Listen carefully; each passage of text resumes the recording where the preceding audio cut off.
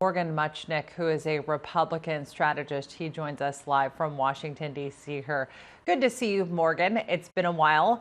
Want to ask you with regard to the president's statement. I think it's pretty clear that he's not making a concession, at least not outright, but he is allowing for this transition process to go ahead.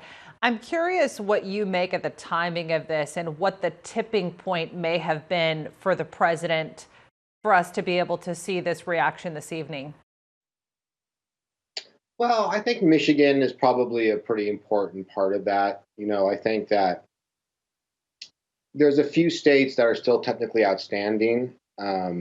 If Michigan had been in play more or continued to drag on, I think he would have higher expectations for potentially pulling out a sort of win. I think the Michigan thing was pretty big. And I also take him at his word about the GSA and the woman there in charge. And he really does want to take all the onus off of her shoulders and begin the process. And I personally don't have any real issue with that, in the sense that the American process has this amount of time built in from the election until the in January, when the potentially new administration takes office, and that's this transition period. So that's what this is sort of for. So this sort of makes sense. And there really hasn't been anything too extraordinary throughout these past few weeks. There's been really close states, really close. And the two candidates are sort of still kind of duking it out over these states, but it's done in an orderly way.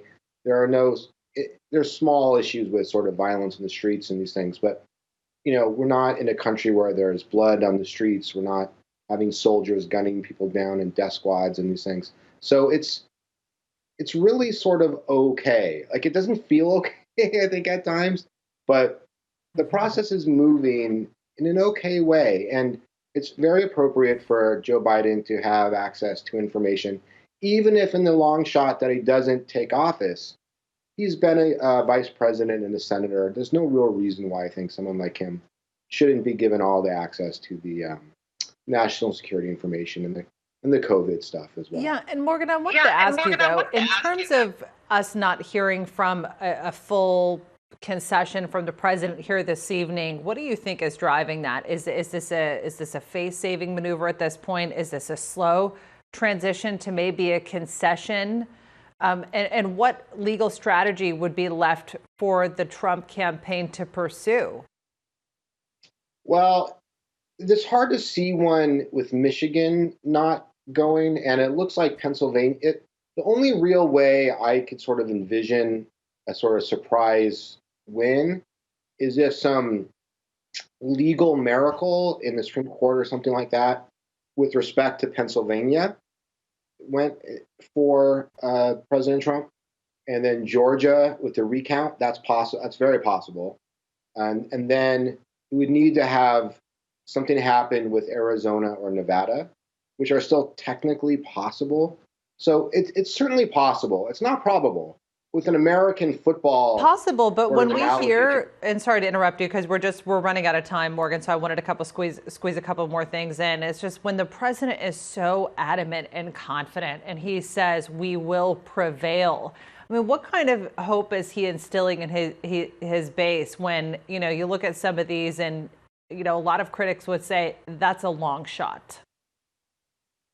It's fair. That's a very fair point. I mean, I think his tactics are always 100% confidence, push forward with 100% belief, or at least the appearance of belief. And that's who he is, and that's how he's done business since time immemorial. But it's fair that if it's such a long shot, is it possibly giving a little bit of false hope potentially to some of his followers? Perhaps. But I also really, truly do believe that he believes he's right and that he has been potentially robbed of some of these votes. And the problem is the voting spreads are so small that it's tough. I don't think there's enough there that would change a vote. But I do think it's fair to say that he does believe that.